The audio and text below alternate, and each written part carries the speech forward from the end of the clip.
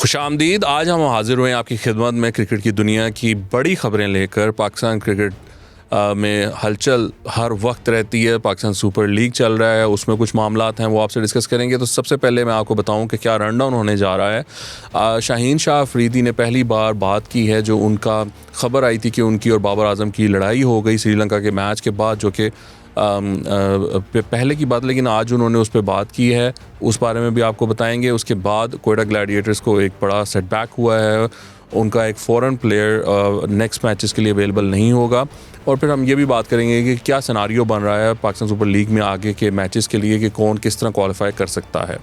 तो शुरू करते हैं। शाहीन शाह अफरीदी ने जो बयान दिया है उस बारे में कि जब उनकी और बाबर आजम के बारे में ख़बर निकली थी कि उनकी लड़ाई हो गई है वर्ल्ड कप जो कि इंडिया में हो रहा था, उसमें श्रीलंका के मैच के बाद कुछ टेंशन्स हाई हो गई थी। वो बड़ा क्लोज मैच था, पाकिस्तान वो मैच हार गया था। तो उस बारे में अब ख़बरें सामने आ रही हैं।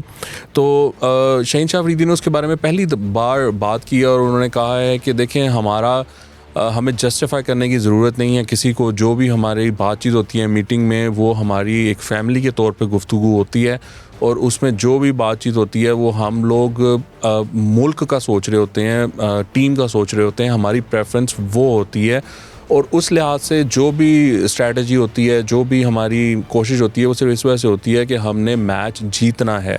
और उन्होंने कहा कि मतलब हम दोनों मैच्योर हैं, दोनों एक्सपीरियंस क्रिकेटर्स हैं, हमें पता है कि क्या होना चाहिए, क्या करना चाहिए टीम की जीत के लिए, और उसी के लिए सारी बातचीत चल रही होती है।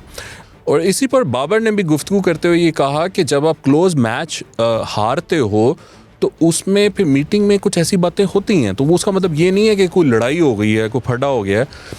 हमने इस प्लेटफॉर्म से उस सारे वाक़े को कवर करते हुए ये बताया था कि कोई फटा शटा नहीं हुआ, लेकिन मीटिंग होती है, मीटिंग में बात होती है, मीटिंग में जो कैप्टन होता है वो अपने आप को एक्सप्रेस करता है, उसकी जो डिसअपॉइंटमेंट होती है वो भी एक्सप्रेस करता है, बाकी प्लेयर्स का भी पॉइंट ऑफ व्यू होता है। तो दरअसल चूँकि हमारे माशरे में बात की नहीं जाती, बात करने का तरीका नहीं मालूम, तो लगता ऐसे है कि जब भी बात होगी तो लड़ाई होगी। तो ये ज़रूरी नहीं है, और ये बात हमने बताई थी आपको इस प्लेटफॉर्म से, नया दो स्पोर्ट्स पे हमने ये बात आपके इल्म में लाए थे। और यही मामला है जो कि बाबर ने भी उसको उसी तरीके से शेप किया है कि लड़ाई नहीं हुई थी भाई, बातचीत हुई थी। अब आगे बढ़ते हैं, और कोयटा ग्लैडिएटर्स के star batsman, allrounder in fact Rutherford, वो टीम को छोड़कर वापस जा रहे हैं। लेकिन अगर टीम क्वालिफाई कर जाती है प्लेऑफ्स के लिए तो वो मुमकिन है वापस आ जाए बाकी मैचेस के लिए, लेकिन फ़िलहाल ही इज़ गोइंग बैक, और उनकी बड़ी कंट्रीब्यूशन वैल्यूबल रही है इस दफ़ा। तो it's a setback for the team that Rutherford is going back for now. लेकिन कोयटा ग्लैडिएटर्स का इस दफ़ा का combination is rather better than before.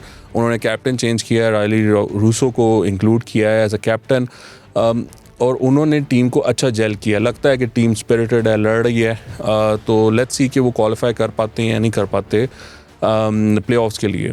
PSL की अभी सिचुएशन बड़ी इंटरेस्टिंग हो गई हुई है कि जो 3 टीमें हैं जो कि लड़ रही हैं फाइनल स्पॉट्स के लिए, उसमें इस्लामाबाद यूनाइटेड, कोयटा ग्लैडिएटर्स और कराची किंग्स हैं।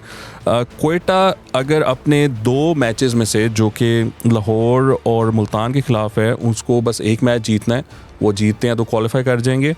इस्लामाबाद यूनाइटेड को अपना आखिरी मैच जीतना है और वो क्वालिफाई कर जाएंगे। जबकि कराची की सूरत हाल सबसे ज़्यादा क्रंच है। कराची को अपने रिमेनिंग दोनों मैचेस जीतने हैं to qualify for the playoffs, और वो डिपेंडेंट भी होंगे इस्लामाबाद और कोयटा ग्लैडिएटर्स पर कि वो अपने बकाया मैचेस हार जाएं, फिर कराची क्वालिफाई कर सकता है। तो कराची का scenario is a bit difficult to qualify, but let's see कि ये किस तरह आगे चल के शेप अप होता है।